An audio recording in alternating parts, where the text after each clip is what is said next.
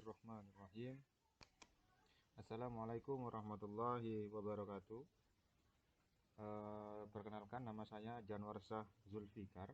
Saya adalah guru olahraga di SMP IT Al-Uswah Surabaya. Kali ini saya berkesempatan untuk menjelaskan bagaimana cara mengelola Zoom untuk proses pembelajaran. Yang pertama kali ini adalah bagaimana cara membuat akun baru Zoom ya, sehingga kita juga mendapatkan akses unlimited ya, tanpa dibatasi waktu selama 40 menit.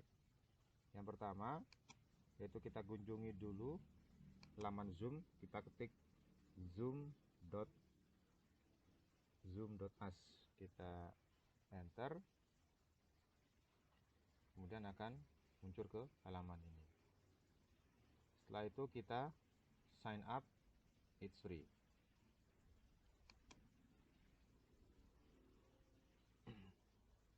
Nah, kemudian kita diarahkan ke laman untuk membuat tanggal lahir kita ya. Misalnya Januari, tanggalnya 16, tahunnya tahun 93. Kemudian kita klik continue. Nah, di sini kita diminta alamat email yang belum pernah digunakan untuk membuat akun Zoom ya. Ini saya sudah ada alamat email. Alamatnya yaitu di sini alhananputra28. Ya. Kita masukkan alamat email yang belum pernah digunakan.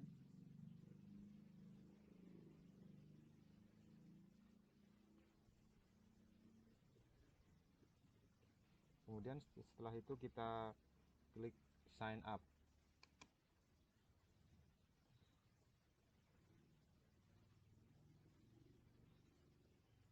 Nah, kemudian kita menunggu email yang dikirim oleh Zoom ke akun email kita. Nah, ini sudah masuk. Kita klik di sini, kita lihat emailnya. Nah, alhanputra28. Kemudian kita klik activate account.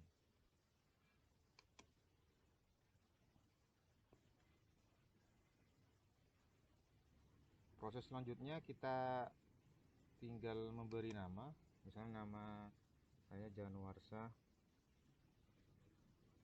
nama terakhirnya Zulfikar. Kita diminta password yang sesuai dengan 4 karakter di bawah ini ya. Ada 8 karakter, mempunyai huruf, kemudian ada angkanya, ada uppercase atau lowercase ya. Saya beri password misalnya, nah seperti itu.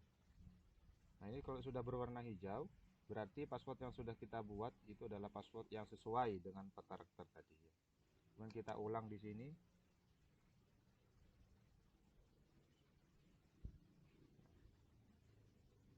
Sudah sama. Kemudian untuk ini adalah bukti kita sebagai anggota dari lembaga pendidikan ya. Kita klik yes, kemudian kita centang 4 kolom yang ada.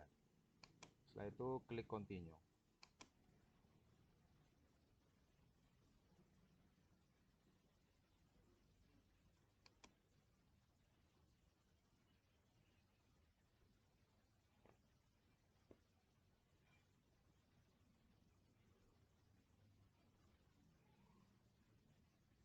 Kemudian di langkah selanjutnya kita klik I am not a robot. Jadi kita taksi, verify, kemudian kita klik skip this step.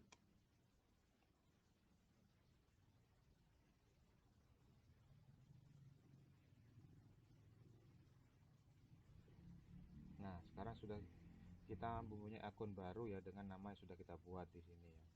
Ini logo bahwa kita sudah masuk di akun kita. Setelah itu kita pergi ke go to my account untuk mengatur settingan-settingan yang nanti kita akan gunakan ketika menjalankan aplikasi Zoom seperti itu ya. Kemudian yang kita menuju ke setting ya. Setting, kemudian kita nyalakan fitur-fitur yang kita butuhkan seperti breakout ya, dan lain sebagainya. Kita cari breakout misalnya.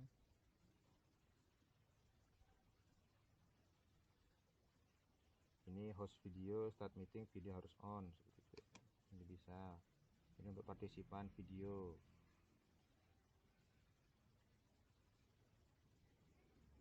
Kemudian kita ke private chat, kita hidupkan atau kita matikan bisa. Feedback bisa. Share screen bisa.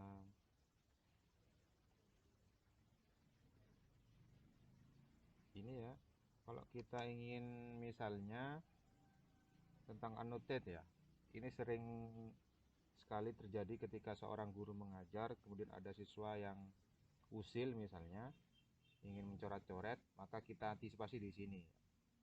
Jadi dicentang di sini hanya only the user who is carrying can note gitu ya. Kita klik save di sini. Kemudian kita ke pengaturan selanjutnya. Ini whiteboard. Kemudian kita nyalakan breakout ya. Jadi kita nyalakan. Ini fungsinya untuk bagaimana kita membagi kelompok ya secara online seperti itu ya. Kita matikan video filter atau hidupkan seperti itu ya. Setelah sudah, langkah selanjutnya yaitu kita menuju ke pertemuan ya. Kita menuju ke meeting dengan video on. Host a meeting, kemudian kita pilih with video on. Nah, kita sudah menuju last meeting. Kemudian kita klik open Zoom meeting.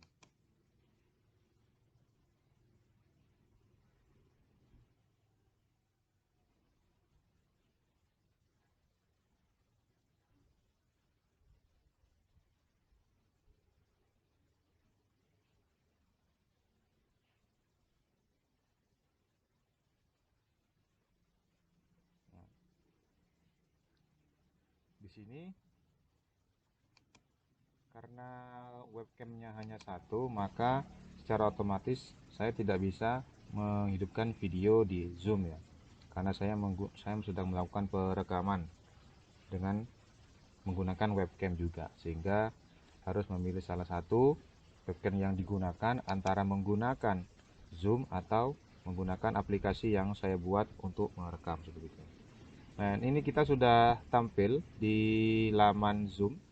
Langkah selanjutnya yaitu bagaimana caranya kita menge-share alamat link Zoom kita ke siswa melalui US Learning. Langkah yang pertama yaitu kita klik di sini partisipan, kemudian kita klik invite. Nah, di sini kita klik copy invitation. Nah, setelah itu kita silang dahulu, kemudian kita menuju ke Chrome. Kita ke US Learning ya. Kita menuju US Learning terlebih dahulu. Kita loading di sini ya.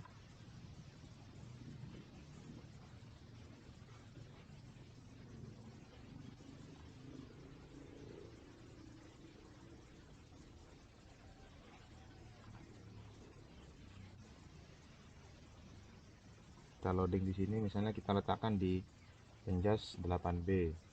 Pertama kita klik turn editing on terlebih dahulu. Kemudian misalnya kita ingin letakkan di tema volley, kita klik di sini add on activity for research, kemudian kita pilih activity-nya, kita pilih URL, kemudian kita klik add. Nah, kita copy di sini dulu invitation-nya.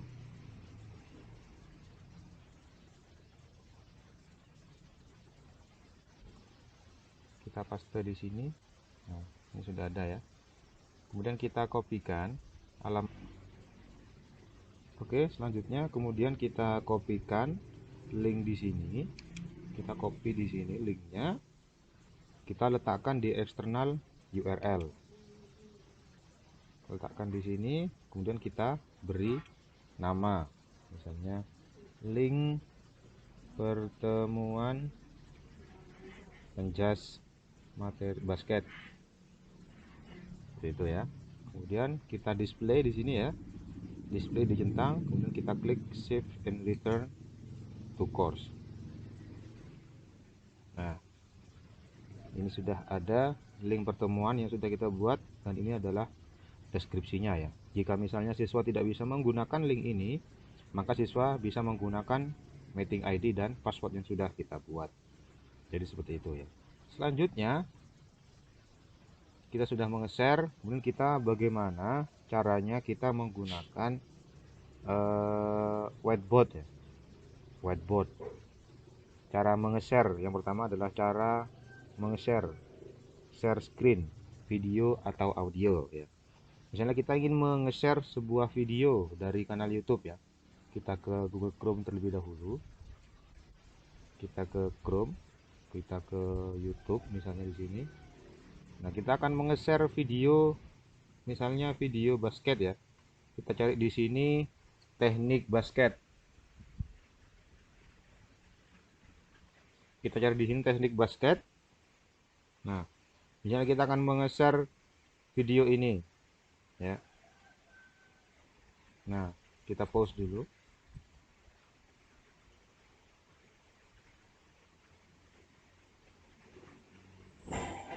Nah, untuk menge-share video ini yang harus kita lakukan pertama adalah kita ke zoom. Kita ke zoom dulu. Kemudian kita ke menu share screen di sini ya.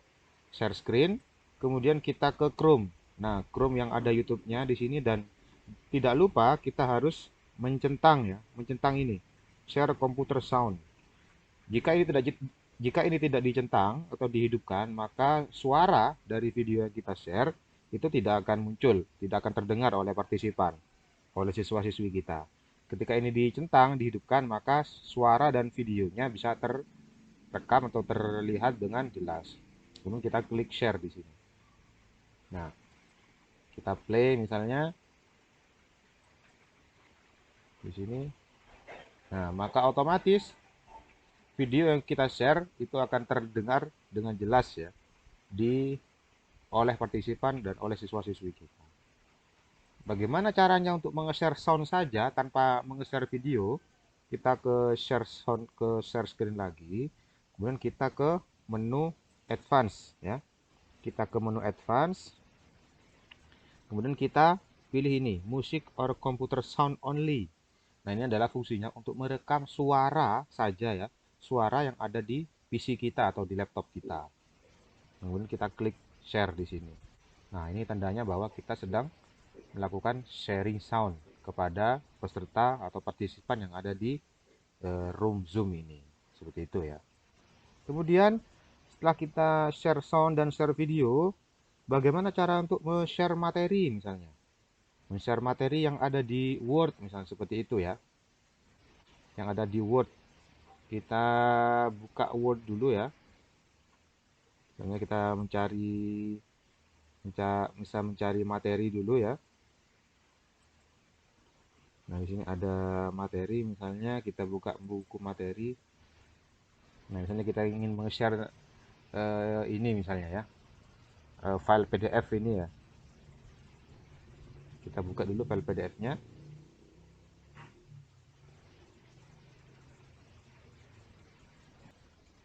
Nah, misalnya kita akan meng-share ini ya. Maka yang harus kita lakukan adalah share screen lagi. Kemudian kita tuju file yang akan kita share. Klik basic, kemudian kita tuju filenya. Ini misalnya proceeding ya, UNY. Kita share di sini. Nah, otomatis ini akan terlihat oleh partisipan kita atau peserta kita. Nah, kemudian kita bisa menggunakan fitur-fitur yang ada di share screen ini, seperti annotate ya, annotate di sini. Nah, ini ya. Ini ada annotate di sini.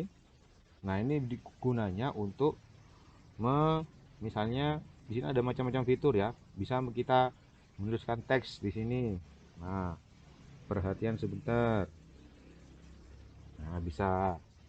Kemudian kita bisa menggunakan stem di sini, ya. Ini salah ya, bukan seperti ini ya. Ini salah, keliru. Nah, seperti itu ya. Kita bisa menggunakan spotlight seperti halnya laser ya, ketika di PowerPoint misalnya. Spotlight seperti ini. Kita bisa menggunakan garis, menggaris bawahi kata misalnya, kita garis bawahi bisa. Kita menggunakan lingkaran. Ini anak-anak, perhatikan kalimat ini.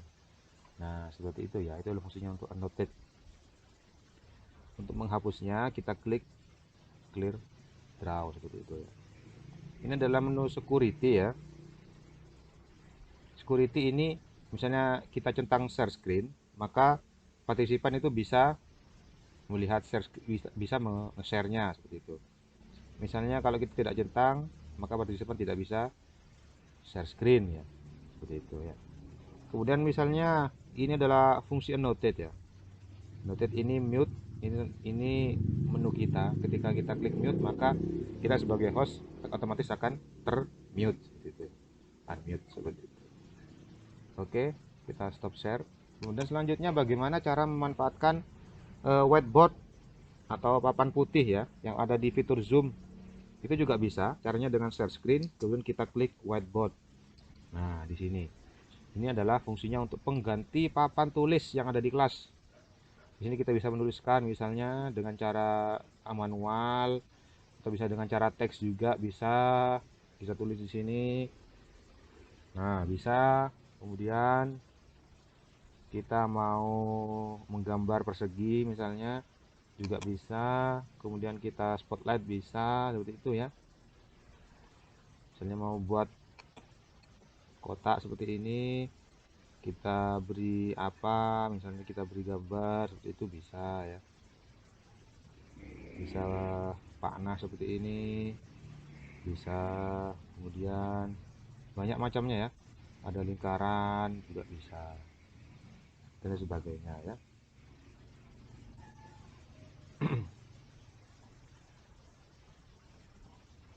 Jadi itu adalah fungsi dari whiteboard ya. Kita clear all draw misalnya. Nah, kita hapus. Itu ya fungsi dari whiteboard. Selanjutnya adalah bagaimana cara kita untuk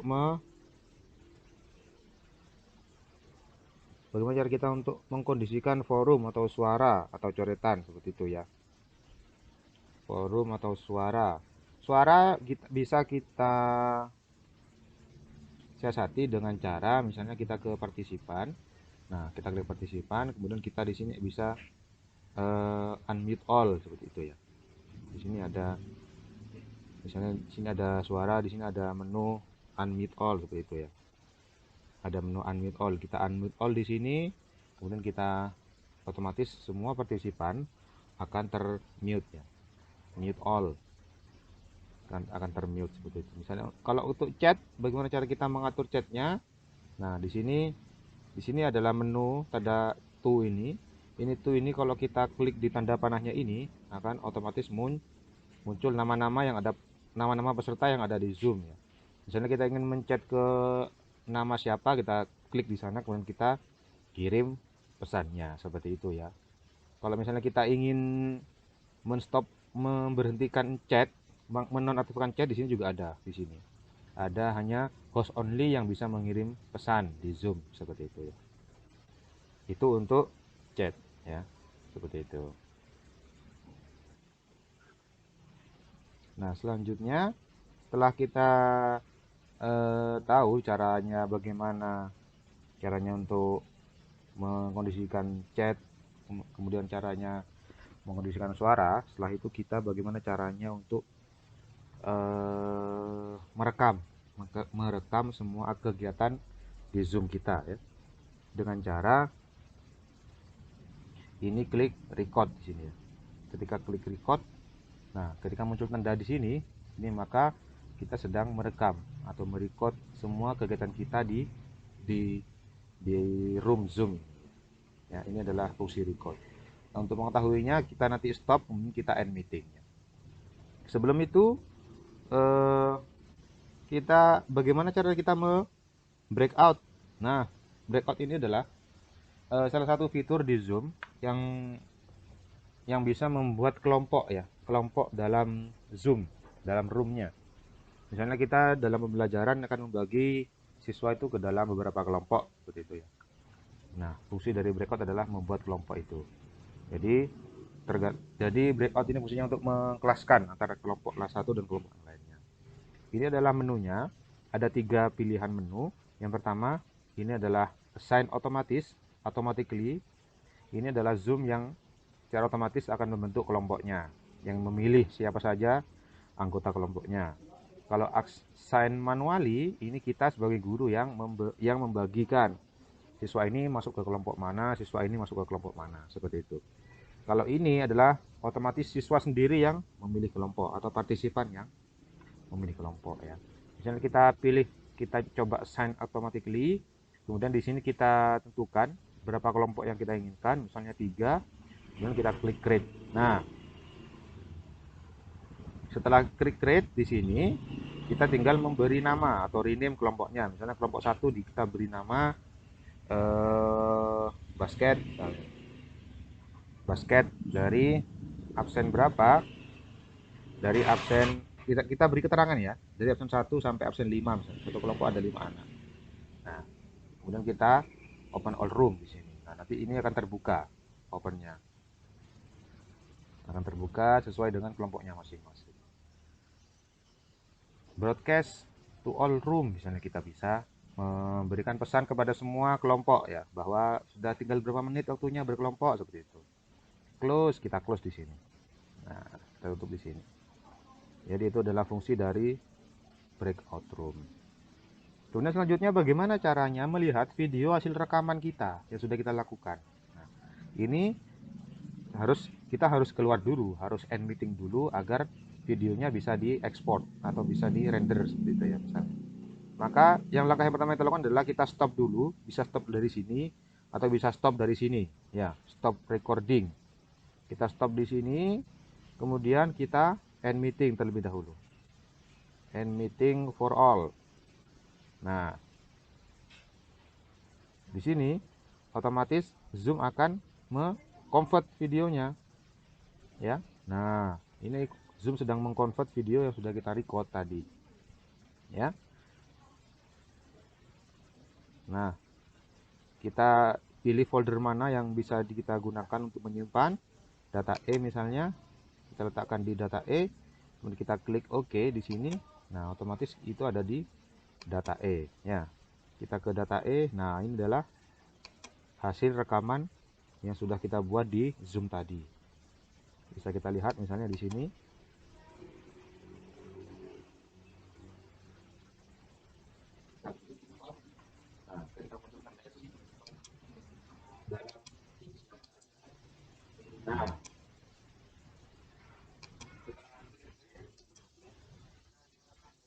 Nah, itu ya. Itu adalah hasil rekamannya. Dan bagaimana caranya kita untuk menguploadnya di YouTube? Nah, langkah pertama adalah kita ke YouTube, kemudian kita klik di sini, buat, kemudian kita upload video. Nah, setelah itu, setelah diupload video, kita diminta untuk melampirkan filenya. Nah, pilih file, kita drag saja ya. Kita drag saja videonya ini misalnya ya. Kita drag di sini videonya, kita tarik, kita menuju ke Chrome, kemudian kita tempel di sini, kita lepas. Nah, jadi seperti ini ya caranya. Kita beri nama di sini, ada deskripsinya di sini, kemudian ada gambar tampilannya, bagaimana kalangan kelompok umurnya di sini ada, tidak di sini pembatasan usianya. Misalnya bisa dilihat oleh semua kalangan usia ya. Kita cek di sini sambil menunggu uploadnya ya. Kemudian kita klik berikutnya. Nah, klik lagi berikutnya. Kemudian kita publishkan ketika memprosesnya sudah selesai. Kita tunggu proses selesai. Kemudian kita klik publish, maka nanti video dari Zoom kita akan terupload di YouTube atau di kanal YouTube ya. Kita publikasikan di sini misalnya, maka di situ sudah akan terupload video kita ke YouTube. Tinggal menunggu proses hasil, terus apa namanya ini ya, kita tunggu di sini. Nah, ini sudah terupload, dan kalau misalnya ingin share linknya, kita klik ini, kemudian kita dapatkan link. Kita klik dapatkan link di sini. Seperti itu caranya.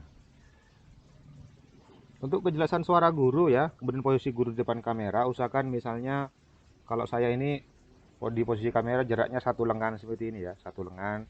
Ini sudah ideal menurut saya. Kemudian suaranya juga harus jelas. Suara guru juga harus jelas ya ketika sedang dalam meeting atau dalam kelas di Zoom. Misalnya dengan menggunakan headset ataupun menggunakan PC yang sangat sangat sensitif dengan suara, sehingga meskipun tidak menggunakan headset itu bisa terdengar oleh siswa ya. Demikian yang bisa saya sampaikan. Mohon maaf apabila ada kekurangan atau salah-salah kata. Semoga video ini bisa bermanfaat untuk panjenengan semuanya. Terima kasih. Saya akhiri. Wassalamualaikum warahmatullahi wabarakatuh.